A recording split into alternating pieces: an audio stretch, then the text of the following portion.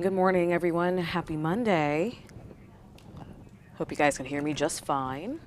Let me know if you can hear me, if I am loud enough this morning.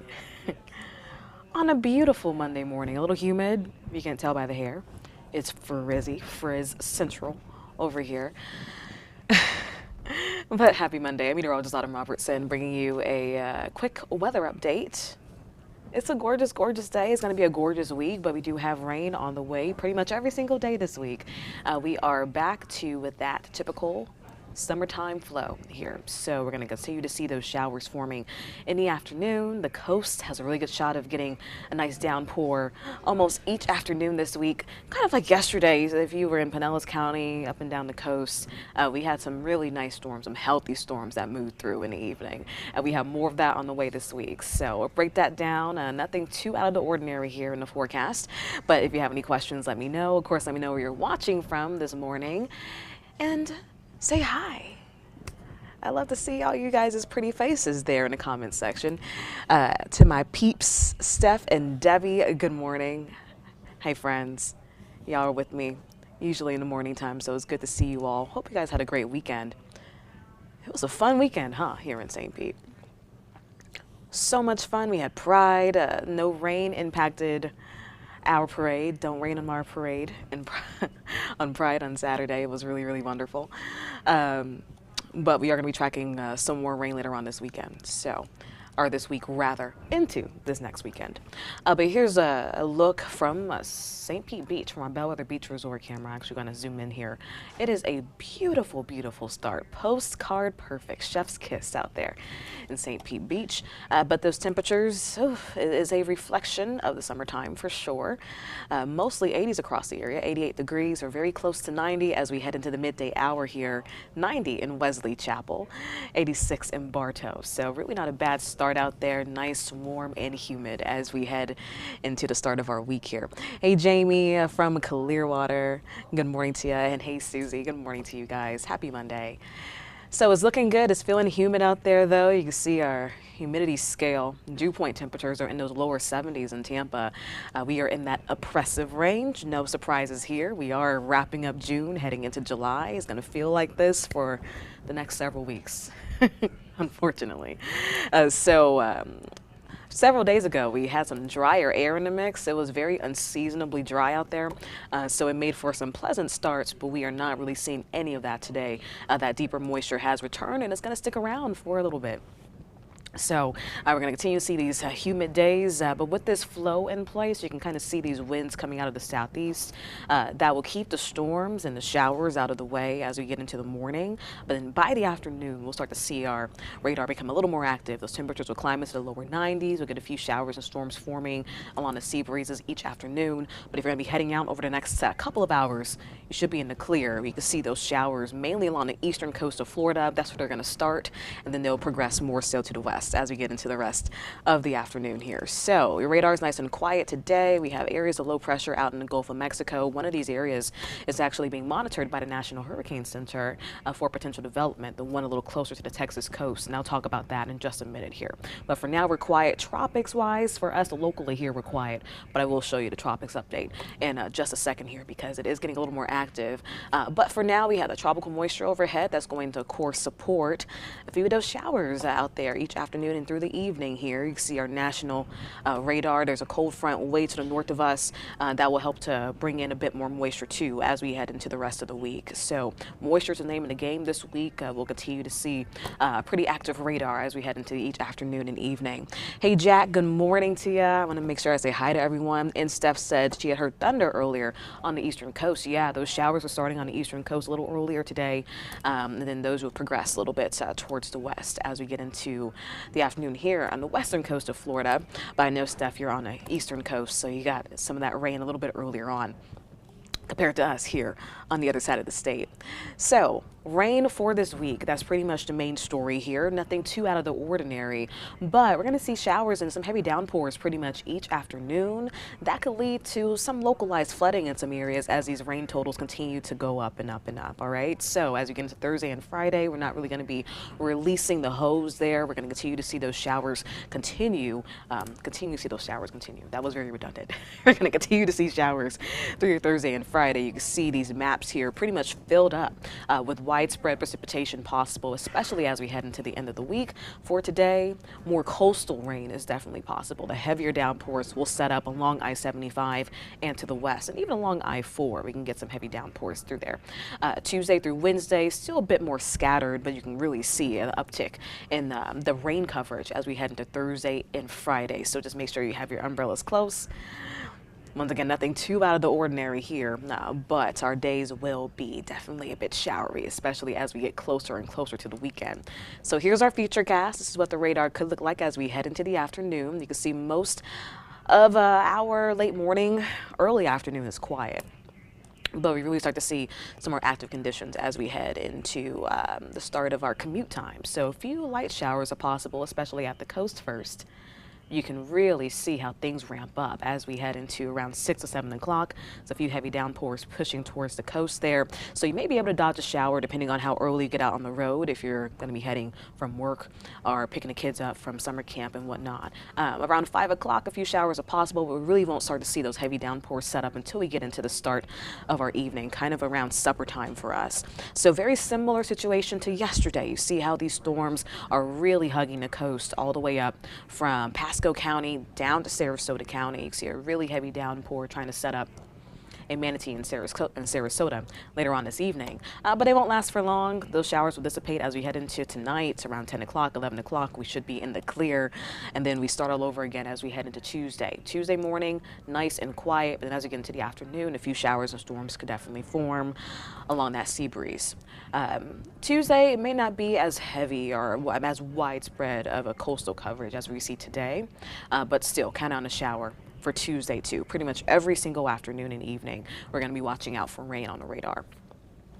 And as we get throughout the rest of the week, we're going to continue to see those showers. All right, I'm trying to get over to our extended future cast so you can see what I'm talking about here. Getting into this loads. So you see Tuesday, a few showers try to form. This is 8 o'clock. Typical progression to the western coast. They fall apart, they push out into the Gulf of Mexico, and then we head into Wednesday. Still pretty dry, all right? And then as we get into around 6 to 7 o'clock, you got pretty much every single day a lather, rinse, repeat situation with our storms. The coast is going to get a good bit of rain each day this week. Those heavy downpours really set up shop as we get into each afternoon and evening from the Nature Coast all the way down into our southern coast in Sarasota. All that to say, if you're counting on a beach sunset this week, not really going to be the best case. The best time to head to the beach is around now. I showed you that St. Pete beach camera, and it is just absolutely fabulous. So if you want to beat the rain, if you have the opportunity to head out earlier on in the day, I would say go for that instead of heading out after work or later on in the afternoon and evening, because yeah, it's not really fun to be caught in those storms, and also don't want to be outside with all that lightning. All right, it's not really the funnest situation, not the safest situation either. We had a lightning rescue just off the coast. It was either yesterday or the day before. We don't really want to see that again. So when we talk about lightning, we take that really seriously. So your evenings there, I would say maybe not plan a boating expedition so late on in the day. Make it a morning boat day if you can. So the next 12 hours, you can just see how your day is going to plan out. Now we're going to be touching 90 pretty much everywhere. Low 90s across the area. Of course, the humidity will make it feel a lot warmer than 90 or 91 degrees. And then as we get into around 4 to 5 o'clock, you can see those temperatures kind of go up and down a little bit. When we get that rain, get some rain-cooled air, it will bring our temperatures down at least briefly. But you can see our rain chances really do bump up between 4 and 8 o'clock tonight, and then they dwindle away as we head into our overnight hours. Okay. Less local, let's transition to something a little more prevalent, tropics, obviously. And we're heating up. You can see there's 3 areas that we're monitoring this week. One area has a high chance if not will develop into something by midweek. And we were talking about this last week. We were talking about this one system here. I was saying that by Wednesday, some models are picking up that there could be some development somewhere near the Windward Islands, and it's looking like that is going to be the case as we head into this week. So 3 areas that we're watching. I'm going to break all of them down for you. You can see the area closest to us in the Gulf of Mexico. It's a 20% chance of development. If it doesn't develop, it's going to dump some heavy rain across parts of Texas and Louisiana. Let's zoom in here. So you can see where that low is, as it's going to head more so to the southwest as we get into the next couple of days. It has just very low development chances, but we're still keeping our eye on it. You can kind of see here where it is, and is it a prime area for development because we have bath water temperatures. Temperatures in the Gulf of Mexico are in those upper 80s. Storms love temperatures in the upper 80s. That is just prime conditions for a storm to really get the energy that it needs. That fuel it needs, but for now, I think some shear is really going to be impacting the development of this potential system. So we're keeping our eye on it, but it's mostly just going to bring some heavy rain to parts of Texas as we head into the next couple of days here. Going a little further away. This is the system that we really have been talking about over the last few days. It definitely has a chance of development rather soon here. Within the next 5 days, a 90% chance this will possibly be our next storm. It will be named Bonnie if it does become a storm. It could develop in any of this area where you see the red there, that hashed area. So near the Windward Islands, one of the good things about this storm, for us at least, is that it's not going to be impacting Florida, at least what it looks like. It's going to be heading in a different direction. You can kind of see where our models are now picking up on it. Heading well to the west, just due west really, towards Central America. So some heavy rain is possible for them as they get into the next few days, but this does stay clear out of Florida. All right, so this is not really something that we're worrying about, but this could become our next system. So we'll be keeping our eye on what is now being labeled as Invest 94L. We have Invest, the National Hurricane Center and forecasters, that allows for more model runs and just for them to really look into the storm and put more resources into looking into what could potentially be our next storm. That's why we call them Invest before we label them as any type of storm or not. It's not a storm right now, it's just a tropical wave, but it's going to be heading into an area where it's going to be way more conducive for development as we get into around midweek. My midweek, towards the end of the week, close to July 4th is going to potentially be our next system, but good news is that it's not going to be impacting us, or shouldn't really be impacting our July 4th plans. So no tropics issues. It looks like that will be impacting us by this weekend, which is good. I know we have a big, busy weekend ahead, but of course we're still keeping our eye out on the tropics. It's very, very important that we do that. For this particular system, Invest 94L, the hurricane hunters actually head into it today at 11 o'clock. They're already heading into the storm. I usually have a map here showing where the plane is right now. I do not have that prepared though, but I will later. And then they're going to head into it tomorrow, very, very early.